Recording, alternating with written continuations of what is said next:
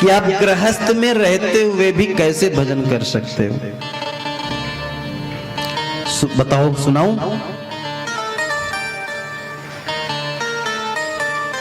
सुबह आप सबसे पहले सूर्योदय के पहले उठे, सब उठेंगे?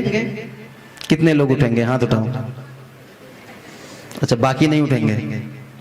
अच्छा, सूर्योदय के पहले उठे हैं, जो उठ रहे हैं उनके लिए सही। अब देखो सच्चाई सामने आ गई है, और सुन तो ऐसा रहे हैं कि जैसे बहुत बड़ा परिवर्तन आने वाला है जीवन में। महाराज, जो सूर्योदय के पहले नहीं उठेगा, जो ब्रह्म को ही नहीं देखेगा सुबह, वो ब्रह्म को जानेगा। सूर्योदय से पहले उठने की आदत, उसके बाद उठे हम। जो सुबह जल्दी उठ गए हैं, अभी उठ गए हम, बिस्तर पे ही आसन पे ही अपने बैठ गए, अभी हमें नीचे पैर नहीं उतारना है। आसन पे, चाहे गर्मी हो चाहे सर्दी हो, बैठ गए। और बैठने के बाद बिस्तर भी बैठे बैठे हरे राम राम राम हरे हरे, हरे कृष्ण कृष्ण कृष्ण हरे हरे। इस प्रकार आपको 5 से 10 मिनट बोलना है, 5 से 10 मिनट। उसके बाद अपना दाहिना पैर नीचे उतारना है, पृथ्वी माँ को प्रणाम करना है। ये तो कर सकते हो ना? ये आपको यह लोक सुखी करने के मैं बता रहा हूं, जो हमारे गुरुजी बताया करते थे। उठे, अभी आपको बच्चों को स्कूल भेजना है, जल्दी है तो आप जल्दी से स्नान वगैरह कर लें। अगर नहीं करने की आदत जल्दी है तो आप तो आजकल कुछ माताएं ऐसे ही रसोई में चली जाती हैं, तो अपना जो आपको बनाना है वो बनाओ। लेकिन मैं कहता हूँ थोड़ा स्नान वगैरह कर लो, क्योंकि स्नान कर लोगे तो ठाकुर जी को उठा दो। अभी नहलाना नहीं है, ठाकुर जी को उठा के बैठा दो। अभी ठाकुर जी बैठे रहे, आप अपना काम कर लो। काम करने के बाद फिर आपको 1.5-2 घंटे के बाद तो टाइम मिल जाएगा ना। 2 घंटे के बाद फिर आप स्नान करो और ठाकुर सेवा करो।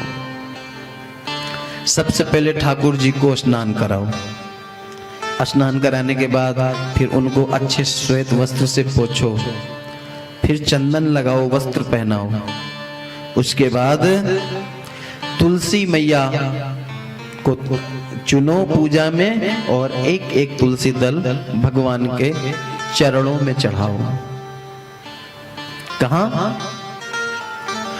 तुलसी मैया को भगवान के चरणों में चढ़ाना है ठाकुर जी की। बाकी सबके सर में चढ़ेंगे, क्योंकि नारायण की है ना तुलसी मैया, इसलिए सर पे नहीं चढ़ सकती, भगवान के चरणों में चढ़ेंगे। बाकी देवताओं को सर पे चढ़ेंगे, चरणों में नहीं चढ़ेंगे। तुलसी दल चढ़ाने के बाद आप भोग लगा दो और ठाकुर से बोलो, ठाकुर जी आप आओ, आप बाकी के काम कर लो। इससे क्या हुआ? आपका काम भी हुआ, ठाकुर सेवा भी हो गई। अब आप अगर दिन में फ्री है, ये कुछ नहीं है, तो ज्यादा से ज्यादा भजन सुने, ज्यादा से ज्यादा कथा सुने। क्यों? क्योंकि ये मैं नहीं, सुखदेव जी भी परीक्षित जी से कह रहे हैं, श्रोतव्यः कीर्तितव्यश्च। पहले तो ज्यादा से ज्यादा भजन सुनना चाहिए, भगवान की कथाओं को सुनना चाहिए। क्यों? क्योंकि जब आप सुनोगे तभी तो आप बोल पाओगे। जो आप सुनोगे ही नहीं तो बोल क्या पाओगे फिर? गूंगा होना कोई बीमारी नहीं है। कुछ लोग होते हैं ना जो बोल नहीं सकते, गूंगे होते हैं, तो गूंगा कोई नहीं होता। गूंगा होना कोई बीमारी नहीं है। वो व्यक्ति सुन नहीं सकता, और जिसने कभी कुछ सुना ही नहीं तो वो बोलेगा क्या? देखा होगा आपने, जो गूंगा होगा वो बहरा भी होगा। जो बोल नहीं सकता वो सुन भी नहीं सकता। उस जिसने कभी कोई शब्द सुना ही नहीं तो वो बोलेगा क्या फिर? इसलिए ज्यादा से ज्यादा सुनने की आदत डालो। भगवान की कथा सुनो, भगवान के भजन सुनो।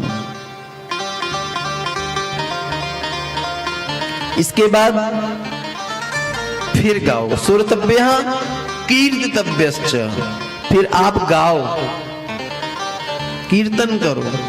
उसके बाद स्मरण छेद तथा, फिर आप उसके बाद स्मरण करो, किसका? भगवान की लीलाओं का, भगवान की लीलाओं का स्मरण करो आप। ये कौन बता रहा है? सुखदेव जी बता रहे हैं। किसको?